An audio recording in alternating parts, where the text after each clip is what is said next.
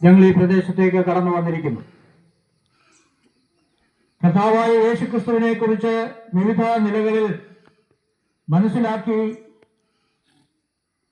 സംസാരിക്കുകയും പ്രവർത്തിക്കുകയും ഒക്കെ ചെയ്യുന്ന വ്യക്തി ജീവിതങ്ങളെ നമുക്ക് ലോകത്തിൽ കാണുവാൻ കഴിയും. യേശുക്രിസ്തു മനുഷ്യനായി ഈ മണ്ണിൽ കടന്നു വന്നത്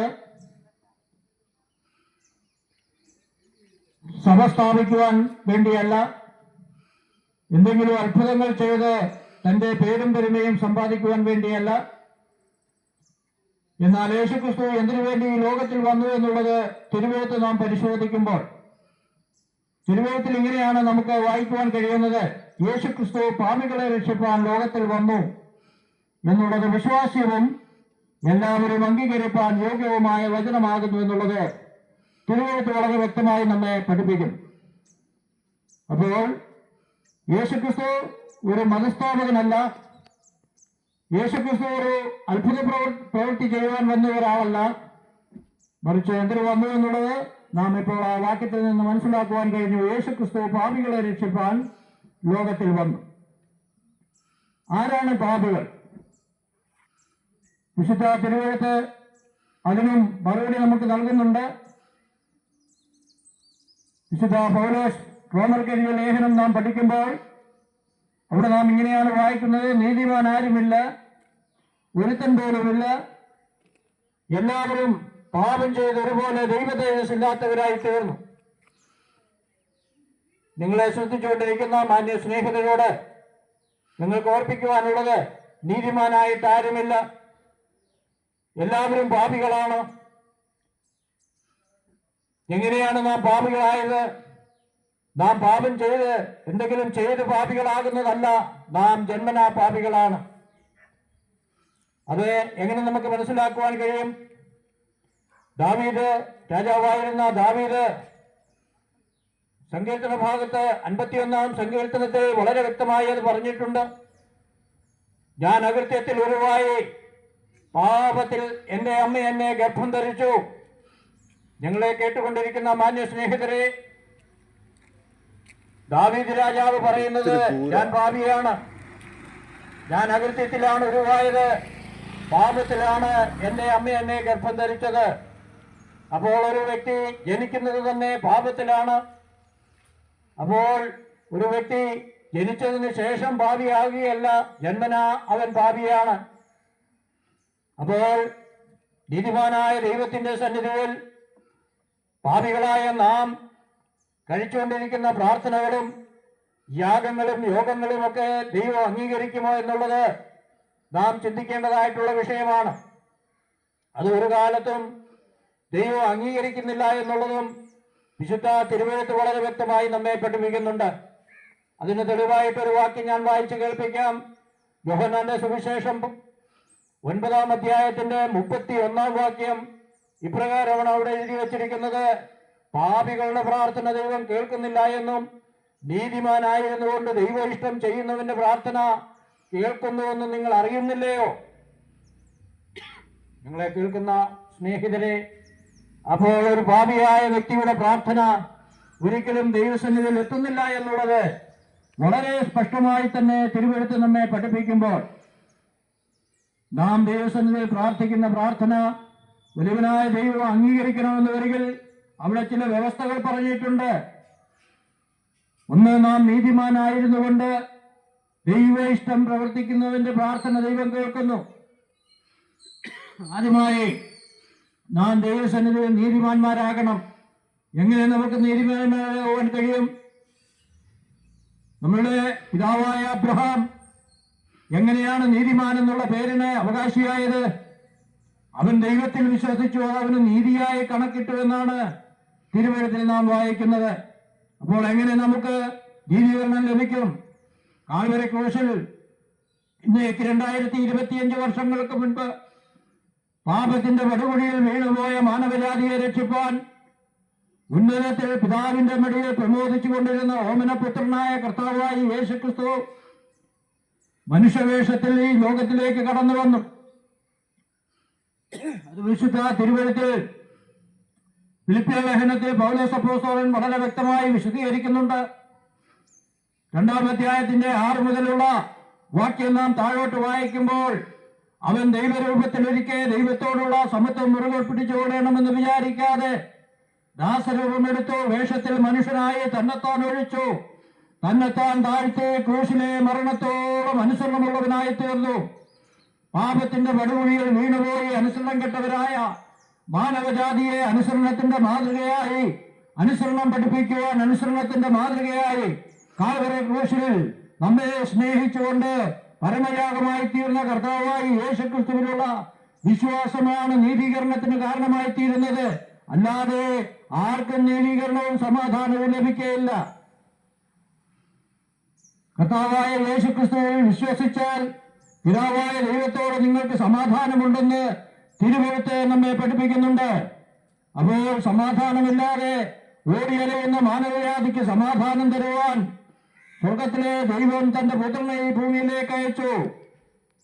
കർത്താവിന്റെ ജനനത്തിങ്കിൽ മാലാഖമാർ പാടിയത് അതാണ്: അത്യുന്നതങ്ങളിൽ ദൈവത്തിന് മഹത്വം, ഭൂമിയിൽ ദൈവപ്രസാദമുള്ള മനുഷ്യർക്ക് സമാധാനം. ദൈവപ്രസാദം നേടണമെങ്കിൽ നാം ആ ദൈവത്തെ വിശ്വസിക്കണം. നമുക്ക് വിശ്വാസം എങ്ങനെ നാം വിശ്വസിക്കുന്നുവെന്ന് വായുകൊണ്ട് പറഞ്ഞാൽ മാത്രം പോരാ, അത് ഹൃദയത്തിൽ അംഗീകരിക്കണം. അംഗീകരിച്ച യേശു ക്രിസ്തുവിന്റെ പ്രവൃത്തി നാം ചെയ്യണം. ക്രിസ്തുവിന്റെ മനോഭാവം തന്നെ നമ്മളിൽ ഉണ്ടാകണമെന്ന് ഫിലിപ്പിയ ലേഖനത്തിൽ നാം വായിക്കുന്നുണ്ട്. ക്രിസ്തുവിന്റെ ഭാവം തന്നെ നിങ്ങളിൽ ഉണ്ടായിരിക്കട്ടെ. എന്തായിരുന്നു ക്രിസ്തുവിന്റെ ഭാവം? അതാണ് ഞാൻ പ്രാരംഭത്തിൽ ഉദ്ധരിച്ച് കേൾപ്പിച്ചത്. അവൻ ദൈവരൂപത്തിലിരുന്നു, ദൈവത്വം മുറുകെ പിടിച്ചില്ല, മനുഷ്യനെ പ്രതി ദാസരൂപമെടുത്തു, കേവലം ഒരു മനുഷ്യനെ പോലെയായി താൻ ഈ ഭൂമിയിൽ മനുഷ്യനായി അവതരിച്ചു. 33.5 വർഷക്കാലം ഈ ഭൂമിയിൽ താൻ ജീവിച്ചിരുന്നുകൊണ്ട് അനേക അത്ഭുതങ്ങളും അടയാളങ്ങളും വീരപ്രവൃത്തികളും ചെയ്തു. ഞങ്ങളെ കേൾക്കുന്ന മാന്യ സ്നേഹിതരെ, കർത്താവ് ലോകത്തിൽ വന്നത് അത്ഭുതങ്ങൾ ചെയ്യുവാനല്ല. എന്നാൽ അന്നത്തെ സാഹചര്യത്തിൽ ആ കർത്താവിനെ ദൈവം അംഗീകരിക്കുവാൻ പലർക്കും മടിയായിരുന്നു. അന്നുണ്ടായിരുന്ന പ്രമാണിമാർക്കും പുരോഹിതന്മാർക്കും ശാസ്ത്രിമാർക്കും പരീശന്മാർക്കും യേശുക്രിസ്തുവിന്റെ ദൈവത്വം അംഗീകരിക്കുവാൻ പ്രയാസമായിരുന്നു. അവർ അംഗീകരിക്കുകയില്ലായിരുന്നു. എന്നാൽ താൻ സാക്ഷാൽ ദൈവമാണെന്നുള്ളത്, തനിക്ക് എല്ലാത്തിനും കഴിവുള്ളവനാണെന്നുള്ളത്, പ്രപഞ്ചത്തിന്റെ പേരും ലോകത്തിന്റെ പേരും മരണത്തിന്റെ പേരും സർവത്തിന്റെ പേരും അധികാരമുള്ള സർവാധിപതിയാണ് കർത്താവ് എന്നുള്ളത് താൻ തന്നെത്താൻ തെളിയിക്കേണ്ടതിന് താൻ പല അത്ഭുതങ്ങളും അടയാളങ്ങളും ചെയ്തു. താൻ അതുകൊണ്ട് ഈ ലോകത്തിൽ വന്ന് മറ്റേതെങ്കിലും കാര്യങ്ങൾ ചെയ്ത് പേരെടുക്കുവാൻ വേണ്ടി വന്ന വ്യക്തിയല്ല. കർത്താവായ യേശുക്രിസ്തു ലോകത്തിൽ കടന്നു വന്നത് ലോകമാനവജാതിയെ പാപത്തിൽ നിന്ന് ഉദ്ധരിക്കുവാൻ വേണ്ടിയാണ്. അതുകൊണ്ടാണ് യേശുക്രിസ്തു പാപികളെ രക്ഷിപ്പാൻ ലോകത്തിൽ വന്നു എന്നുള്ളത് നാം വിശ്വസിക്കേണ്ട കാര്യം. യേശുക്രിസ്തുവിലുള്ള വിശ്വാസമാണ് സ്വർഗരാജ്യത്തിലേക്ക് പോകുവാനുള്ള ഏക വഴി. അത് താൻ തന്നെ അവകാശമായി പറഞ്ഞിട്ടുണ്ട്. യോഹന്നാന്റെ സുവിശേഷം നാം പഠിക്കുമ്പോൾ അവിടെ കർത്താവ് പറഞ്ഞ അനേക അവകാശവാദങ്ങൾ നമുക്ക് കാണുവാൻ കഴിയും. ഞാൻ ലോകത്തിന്റെ വെളിച്ചമാകുന്നു, ഞാൻ തന്നെ പുനരുത്ഥാനവും ജീവനുമാകുന്നു, ഞാൻ തന്നെ വഴിയും സത്യവും ജീവനുമാകുന്നു. അവിടെയൊക്കെയും താൻ തന്നെയാണെന്നാണ് ഉറക്കെ പ്രസ്താവിച്ചിരിക്കുന്നത്. അതുപോലെ പ്രസ്താവിച്ച ഒരു വ്യക്തികളും ഇന്നേവരെ ഈ ലോകത്തിൽ അവതരിച്ചിട്ടില്ല, ഇനിയും ഈ ലോകത്തിൽ ഉലകിൽ വരുവാൻ പോകുന്നുമില്ല. അതുപോലെ അവകാശം പറഞ്ഞ ഏക വ്യക്തി ഞങ്ങൾ ഉയർത്തുന്ന കർത്താവായ യേശുക്രിസ്തു മാത്രമാണ്. ഈ യേശുക്രിസ്തുവിൽ വിശ്വസിക്കുന്നവർക്ക് നിത്യജീവനുണ്ട്. തന്റെ ജീവനെ കാൽവരി ക്രൂശിൽ അർപ്പിച്ചുകൊണ്ടാണ് ലോകമാനവജാതിക്ക്, മരണത്തിന്റെ അധീനതയെ കഴിഞ്ഞ മാനവജാതിക്ക് ജീവൻ കൊടുക്കുവാൻ, സമൃദ്ധിയായി കൊടുക്കുവാൻ, ജീവന്റെ ദാതാവായിരുന്ന, ജീവന്റെ ഉറവിടമായിരുന്ന കർത്താവായ യേശുക്രിസ്തു എനിക്കും നിങ്ങൾക്ക് ഓരോരുത്തർക്കും വേണ്ടി കാൽവരി ക്രൂശിൽ യാഗമായി തീർന്നത്. കർത്താവ് ആ കാൽവരിയിലേക്ക് കടന്നുപോയ ആ കാര്യങ്ങൾ നാം തിരുവെഴുത്തിൽ ഓരോന്നായി ചിന്തിക്കുമ്പോൾ എത്ര ഭയാനകമായ രീതിയിലാണ് കർത്താവ് അവിടേക്ക് കടന്നുപോയത് എന്നുള്ളത് നമുക്ക് കാണുവാൻ കഴിയും.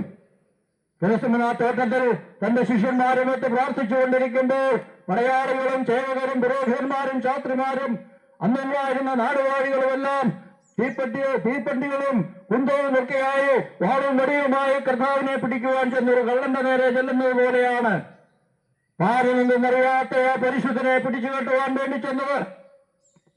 ഗെത്സമനെ തോട്ടത്തിൽ ചെന്നു യേശു ചോദിച്ചു, നിങ്ങൾ ആരെ തിരയുന്നു? അവര് പറഞ്ഞു, നസറേയനായ യേശുവിനെ. കർത്താവ് പറഞ്ഞ മറുപടി, അത് ഞാനാകുന്നു, എന്നെ പിടിച്ചുപോക, ഇവർ പൊയ്ക്കൊള്ളട്ടെ. ഓർക്കുക പ്രിയപ്പെട്ടവരെ, ഇന്ന് നമുക്ക് ഈ ഭൂമിയിൽ അനേക നേതാക്കന്മാരുണ്ട്. ഈ നേതാക്കന്മാരാരും നമുക്കെന്തെങ്കിലും ഒരു അനർത്ഥം വരുന്ന സമയത്ത് നമ്മോടൊപ്പം കാണുകയില്ല. എന്നാൽ തന്നോടൊപ്പം നിന്നവരെ സ്വാതന്ത്ര്യത്തോടെ വിട്ടയച്ച് തന്നെത്താൻ എന്നെ പിടിച്ചുപോക, ഞാനാകുന്നു എന്ന് പറഞ്ഞുകൊണ്ട് തന്നെത്താൻ കൈനീട്ടി കൊടുത്ത ഏക വ്യക്തി ഞങ്ങൾ ഉയർത്തുന്ന കർത്താവായ യേശു ക്രിസ്തുവാണ്. ഈ നേതാവിനെ നമുക്ക് വിശ്വസിക്കാൻ കേട്ടോ. ഈ ലോകത്തിലുള്ള മറ്റു നേതാക്കന്മാരെക്കാളൊക്കെ വ്യത്യസ്തനായ ഒരു നേതാവിനെയാണ് ഞങ്ങൾ ഈ സമയം നിങ്ങളുടെ മുമ്പിൽ അവതരിപ്പിക്കുന്നത്. ഈ നേതാവ് മാറിപ്പോകുന്നവനല്ല, മാറ്റം വരുന്നവരല്ല, അന്നും ഇന്ന് എന്നും തന്റെ ജനത്തോട് കൂടെയുള്ളവനാണ് കർത്താവായ യേശു ക്രിസ്തു. അതുകൊണ്ട് വിശ്വാസത്തോടെ ആ യേശുവിന്റെ അടുക്കിലേക്ക് വരുവാൻ സാധ്യതയുണ്ട്. അതിനുശേഷം പടയാളികൾ കർത്താവിനെ പിടിച്ചു കെട്ടി പിലാത്തോസിന്റെ അരമനയെ കൊണ്ടുപോയി. അവിടെ വിസ്താരമൊക്കെ കഴിഞ്ഞു. അവിടെ ഒന്നും രേഖയൊന്നും അവർക്ക് കിട്ടിയില്ല. വീണ്ടും മറ്റൊരു സ്ഥലത്തേക്ക് അവർ കൊണ്ടുപോവുകയാണ്. അങ്ങനെ മാറി മാറി പലയിടത്ത് കൊണ്ടുപോയി. എന്നാൽ ആർക്കും ഒരു തെറ്റും കണ്ടുപിടിക്കുവാൻ കഴിഞ്ഞില്ല. അവസാനം പിലാത്തോസിന്റെ അരമനയിൽ തിരികെ കൊണ്ടുവന്നു. കൽത്തളത്തിൽ കെട്ടിയിട്ട് തന്റെ മുഴുവയാൽ പോലെ ചാട്ടായാൽ അടിച്ചു കീറപ്പെട്ടു. രക്തധാരിയായി ഭാരമേറിയ കുരിശും ചുമന്നുകൊണ്ട് കർത്താവ് ഗോൽഗോഥായുടെ മുകളിലേക്ക് പോവുകയാണ്. കർത്താവ് രാജാവായി പിറന്നവരാണ്. രാജാവിന്റെ പ്രതീകമായി രാജാവ് വയ്ക്കേണ്ട ആ കിരീടത്തിന് പകരം മുൾക്കിരീടം തന്റെ തലയിൽ വെച്ചു കൊടുത്തു. അതിനുശേഷം കോലുകൊണ്ട് തന്റെ തലയിൽ അടിച്ചതായിട്ട് തിരുവഴുത്തിൽ നാം വായിക്കുന്നു. എന്നെ കേൾക്കുന്ന പ്രിയപ്പെട്ടവരെ, ആ മുള്ളുകൊണ്ടുള്ള കിരീടം തലയിൽ വെച്ചതിന് ശേഷം കോലുകൊണ്ട് തലയിൽ അടിച്ചാലുള്ള പ്രയാസം എന്താണെന്ന് നമുക്കറിയാം. ആ മുള്ളു തന്റെ തലയൊട്ടി ഭേദിച്ചുകൊണ്ട് ഉള്ളിലേക്ക് ആർന്നിറങ്ങിയപ്പോൾ തന്റെ തലയിൽ നിന്ന് രക്തം ധാരധാരയായി ഒഴുകി. രക്തം ചൊരിഞ്ഞിട്ടല്ലാതെ വിമോചനമില്ല എന്നുള്ള പിതാവായ ദൈവത്തിന്റെ ലംഘനീയമായ നിയമത്തിന്റെ മുൻപ് പകച്ചു നിന്ന് മാനവജാതിയെ ഉദ്ധരിപ്പാൻ നാം ഓരോരുത്തരും രക്തം കൊടുക്കേണ്ടി വന്ന സ്ഥാനത്ത്, പഴയ നിയമകാലത്ത് യാഗങ്ങൾ നടത്തി രക്തം ചൊരിച്ചുകൊണ്ട് പാപമോചനം വരുത്താമെന്ന് പ്രതീക്ഷിച്ചിരുന്ന സ്ഥാനത്ത് അത് സാധ്യമല്ലാതെ വന്നപ്പോൾ കർത്താവായ യേശു ക്രിസ്തു എന്ന ദൈവ കുഞ്ഞാടൊരിക്കലായി കാൽവറി ക്രൂശിൽ അർപ്പിച്ച വരമയാകത്താൽ സകല മാനവജാതിയുടെയും പാപത്തിന്റെ പരിഹാരമുണ്ടായി. ഞങ്ങളെ കേൾക്കുന്ന മാനവജാതി മാന്യ സ്നേഹിതരെ, ഞങ്ങൾ വളരെ സ്നേഹത്തോടെ നിങ്ങളെ ഓർപ്പിക്കുന്നത്, വഞ്ചിക്കപ്പെട്ടു പോകരുത്. നാം ഇന്ന് കടന്നു പോകുന്ന സ്ഥാനങ്ങളിൽ നമുക്ക് വേണ്ടി മാധ്യസ്ഥം നിൽക്കുന്ന ആരും നമ്മെ ഉദ്ധരിപ്പാൻ വേണ്ടി വരികയില്ല. നമുക്ക് കാര്യമുള്ളത് കർത്താവായ യേശു ക്രിസ്തുവുമായിട്ടാണ്. മനുഷ്യനും ദൈവത്തിനും മധ്യസ്ഥനൊരുവൻ കാൽവറി ക്രൂശിൽ നമുക്ക് വേണ്ടി പരമയാഗമായി തീർന്ന കർത്താവായ യേശു ക്രിസ്തുവാകുന്നു എന്നുള്ളത് തിമോത്തിയോസിന്റെ ലേഖനത്തിൽ നാം വായിക്കുമ്പോൾ മനസ്സിലാക്കുവാൻ കഴിയും. അതുകൊണ്ട് മറ്റൊരു മധ്യസ്ഥനുമില്ല. ഏക മധ്യസ്ഥൻ കർത്താവായ യേശു ക്രിസ്തു. താൻ കാൽവറി ക്രൂശിൽ നമുക്ക് വേണ്ടി ജീവൻ അർപ്പിച്ചവനാണ്. തന്റെ ശരീരം കാവൂരുടെ ഉന്നതത്തിൽ രണ്ട് കള്ളന്മാരുടെ മധ്യത്തിൽ ഒരു കള്ളനെ പോലെ കർത്താവിനെയും തൂക്കി. എന്നാൽ താൻ മരിച്ച് തന്നെ കല്ലറയിൽ അടക്കി. ആ കല്ലറയിൽ അടക്കുന്നത് കൊണ്ട് കർത്താവിന്റെ വിഷയം തീരുമെന്നാണ് അന്നുണ്ടായിരുന്ന പടയാളികളൊക്കെ വിചാരിച്ചത്. എന്നാൽ എന്നെ കേൾക്കുന്ന മാന്യ സ്നേഹിതരെ, അവിടെ കൊണ്ട് അവസാനിച്ചില്ല. മരണത്തിന്റെ മേലും അധികാരമുള്ള കർത്താവ് മൂന്നാം നാൾ കല്ലറയെ ഭേദിച്ചുകൊണ്ട് മഹിമയോടെ ഉയർത്തെഴുന്നേറ്റു. ഇന്ന് സ്വർഗത്തിൽ പിതാവിന്റെ വലത്തുഭാഗത്ത് നമുക്ക് വേണ്ടി മാധ്യസ്ഥം ചെയ്യുന്നു. ആ കർത്താവിനെയാണ് ഇന്ന് നിങ്ങളുടെ മുൻപിൽ ഞങ്ങൾ വരച്ചു കാണിക്കുന്നത്. ഇത് നിരവധി തവണ നിങ്ങൾ കേട്ടിട്ടുള്ള വിഷയമാണ്. ഇത്രമാത്രം ശബ്ദത്തിലും ഉച്ചത്തിലും ഞങ്ങൾ പ്രസംഗിച്ചിട്ടും നിങ്ങളത് അംഗീകരിക്കുന്നില്ല എന്ന് വരികൾ. വിശുദ്ധ തിരുവഴുത്തിൽ ഗലാത്യ ലേഖനം എന്ന് പറയുന്ന ഒരു ലേഖനമുണ്ട്. അവിടെയുള്ള വിശ്വാസികളോട് പൗലോസ് അപ്പോസ്തലൻ ചോദിക്കുന്ന ഒരു വാക്കാണ് ഞങ്ങൾക്ക് ഈ ലോകത്തിലുള്ള മാനവജാതിയോട് ചോദിക്കുവാനുള്ളത്. ഹേ ബുദ്ധിയില്ലാത്ത ഗലാത്യരെ, ക്രൂശിക്കപ്പെട്ടവനായ ക്രിസ്തുവിനെ നിങ്ങളുടെ മുൻപിൽ വരച്ചു കാണിച്ചിട്ട് നിങ്ങൾ ഇതിനെ അംഗീകരിക്കാതെ പോകുന്നുവോ? നിങ്ങളെ ശുദ്ധം ചെയ്ത് മയക്കുക എന്നാണ് ഗലാത്തിലുള്ള വിശ്വാസികളോട് ചോദിക്കുന്നു. എന്നെ കേൾക്കുന്ന മാന്യ സ്നേഹിതരെ, വഞ്ചിക്കപ്പെട്ടു പോകരുത്. മറ്റൊരിടത്തും രക്ഷയില്ല, മറ്റൊരിടത്തും രക്ഷയില്ല. നാം രക്ഷിക്കപ്പെടുവാൻ ആകാശത്തിന്റെ കീഴിൽ മനുഷ്യരുടെ ഇടയിൽ നൽകപ്പെട്ട മറ്റൊരു നാമവുമില്ല. ഏകനാമം കർത്താവായ യേശുക്രിസ്തുവിന്റെ നാമം. കാരണം അവന് സകലത്തിന്റെ പോലും അധികാരമുണ്ട്. പാപത്തെ നീക്കുവാൻ അധികാരമുണ്ട്. മരണത്തിൽ നിന്ന് ഉദ്ധാരണം നൽകുവാൻ അധികാരമുണ്ട്. രോഗത്തിന് സൗഖ്യം തരുവാൻ അധികാരമുണ്ട്. എല്ലാത്തിന്റെ പേരും അധികാരമുള്ള ഏക വ്യക്തി കർത്താവായ യേശുക്രിസ്തുവാണ്. ഈ യേശുക്രിസ്തുവിൽ നിങ്ങൾ വിശ്വസിക്കുന്നുവെങ്കിൽ നിങ്ങൾക്ക് നിത്യജീവൻ ലഭിക്കും. നിത്യജീവനെ അവകാശമാക്കുവാൻ ഞാൻ എന്ത് ചെയ്യണമെന്ന് ഒരു മഹാപണ്ഡിതനായ ഒരു വ്യക്തി വന്ന് കർത്താവിനോട് ചോദിച്ചു. അപ്പോൾ കർത്താവ് പറഞ്ഞത്, നീ യേശുക്രിസ്തുവിൽ വിശ്വസിക്ക, എന്നാൽ നീ നിന്റെ കുടുംബവും രക്ഷ പ്രാപിക്കും. എന്നെ കേൾക്കുന്ന മാന്യ സ്നേഹിതരെ, ഈ യേശുക്രിസ്തുവിൽ കൂടി മാത്രമല്ലാതെ നമുക്ക് രക്ഷപ്പെടുവാൻ യാതൊരു മാർഗവുമില്ല. അതിന് നിങ്ങൾ ഒരടി നടക്കേണ്ട, ഒരു പൈസ അതിനു വേണ്ടി ചിലവഴിക്കേണ്ട, ഒരു സ്ഥലത്തും നിങ്ങൾ പോകേണ്ട. നിങ്ങൾ ചെയ്യുന്ന യാഗങ്ങളോ യോഗങ്ങളോ ഒന്നും അതിന് കാരണമാകുകയില്ല. എന്നാൽ നിങ്ങൾ ചെയ്യേണ്ടത് ഇത്ര മാത്രം. നിങ്ങളുടെ ഇപ്പോഴത്തെ അവസ്ഥ എന്താണെന്നുള്ളത് ആ വലിയവനായ ദൈവത്തിന്റെ സന്നിധിയിൽ തുറന്നു പറയുക. ഞാനൊരു പാപിയാണ്.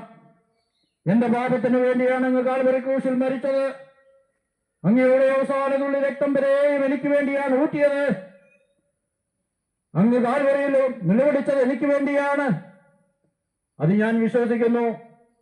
അങ്ങയുടെ അടക്കവും അങ്ങയുടെ പുനരുദ്ധാനവും അങ്ങയുടെ വീണ്ടും വരവും ഞാൻ വിശ്വസിക്കുന്നു.